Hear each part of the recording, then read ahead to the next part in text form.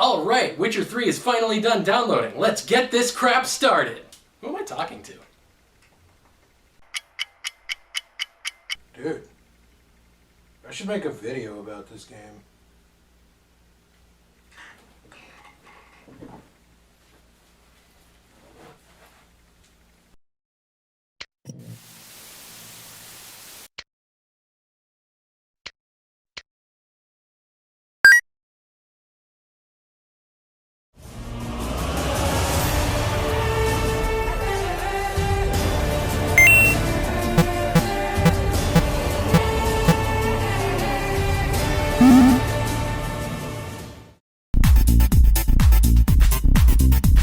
Welcome to NDA, a show where I can quit whenever I want.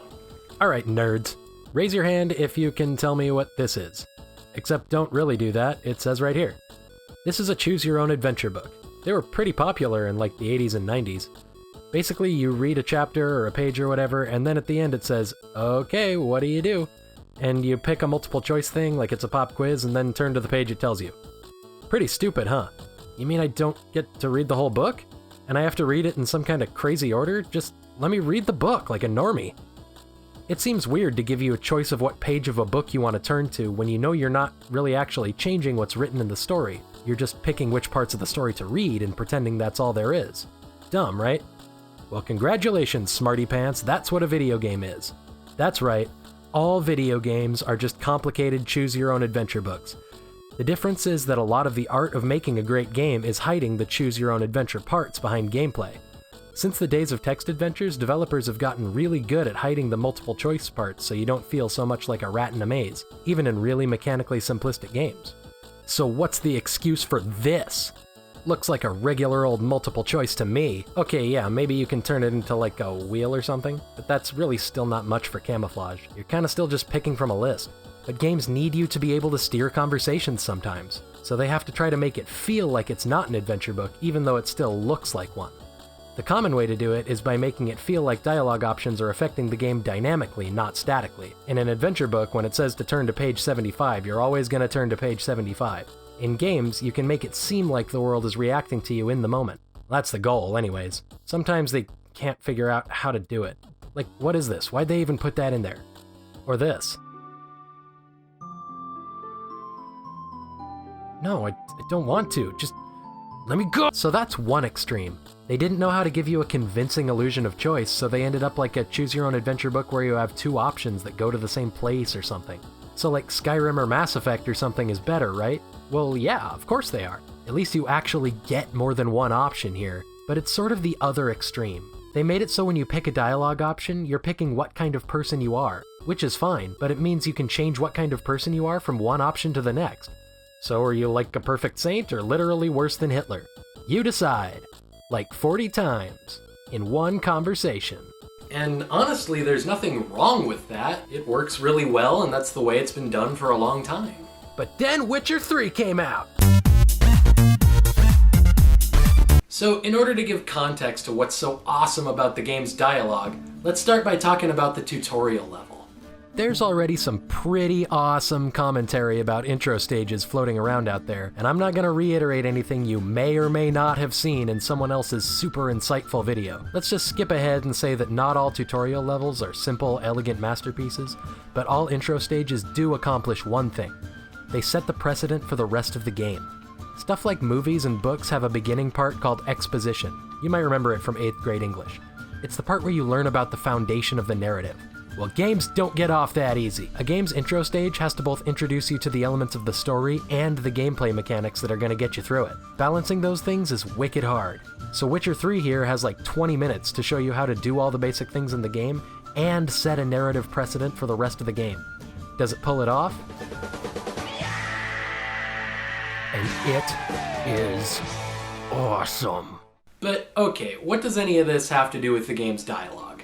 What were the other things we looked at again? On one side, we have no real choice because the character is established and we can't change them. On the other side, we have, if anything, too much choice because we're inventing the characters as we go. Well, Geralt in The Witcher is a super established character. There's books even, like 1 million. Look at all these.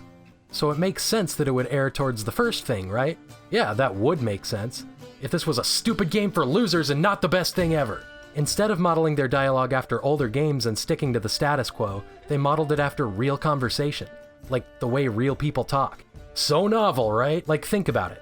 In real life, when you stop to think about what you're gonna say, are you an established character with no real choice of what you're gonna say, or is your personality fluid and you're thinking about what kind of person you're gonna be?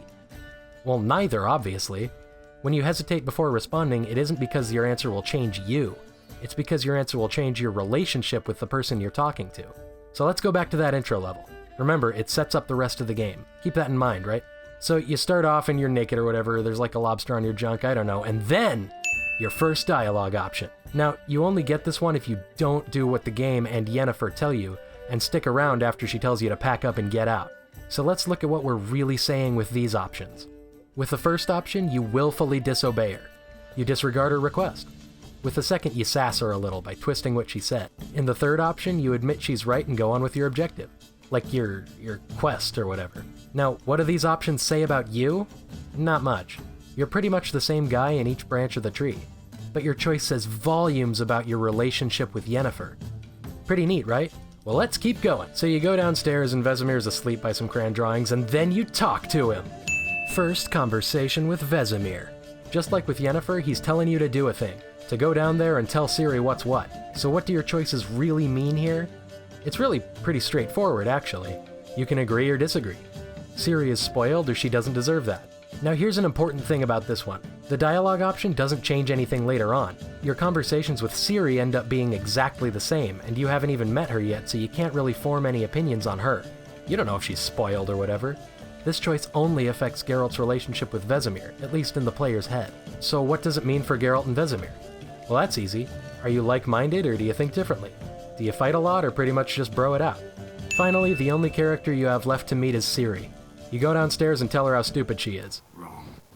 Footwork. Now I see why you were so eager to practice. You're not in this circus. Enough. Get down. That doesn't seem like that big of a deal, but it's actually super important. It gives context to your relationship with her. It puts you in the position of a teacher before you even talk to her. It's brilliant! So what do you say to her? Well, you can punish her for sneaking off, or you can let her off easy. So what kind of mentor are you? Strict and rough, or do you have a soft spot for her? And then you go down and say some other stuff to these guys, whatever. Oh no, a Skeleman! Is that Skeletor? But those first three choices are the important ones, the awesome ones. Each of them establishes Geralt's relationship with one of the main characters of the game. And it's amazing because these choices have no effect on the game's story itself. It doesn't need to. It just plants the seed of how you feel about these guys in your head, the players. It sets you up for emotional cues throughout the game and gives context to everything you do. But that's not even the best part. The best thing is they didn't even have to put this intro stage in the game like this. I mean, what did you actually learn in this intro section? You learn how to investigate, which you could have learned tracking Yennefer, like in the opening cutscene. You learn how to navigate obstacles, which you could have learned running across the battlefield. You learn how to fight, which you learn anyways fighting the ghouls. The only plot point you get from this sequence is that Geralt has nightmares about the Wild Hunt, but you also learn that at the beginning of The Witcher 2 with one line of dialogue. Did you dream of the Wild Hunt again?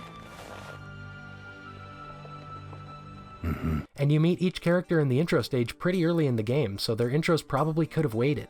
But that wasn't the point. The developers wanted to establish how Geralt felt about the characters immediately, right out of the gate, before you do literally anything else. The result is that you already feel something for them before you even meet them in the game, just like Geralt does. It's the best thing I ever saw! Man, I love this game. If you're not already playing it, you should probably get on that. Kind of like how I should probably get on taking a shower. Thanks for watching, hope you liked it. If you did, just go down there and hit that like button. Otherwise, go ahead and dislike. Punish me! You can also comment if you have something to add, and also subscribe. And if you're still feeling supportive, whitelist my crap on Adblock. If you're like super interested in my day-to-day for some reason, I also have some links in the description to a Facebook and a Twitter and stuff.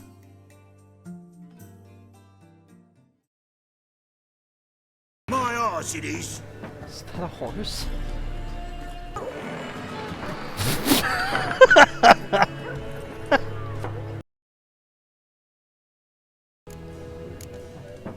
Pretty busy place you got. Nation's on the move. Is that a freaking Some search horse? for kin,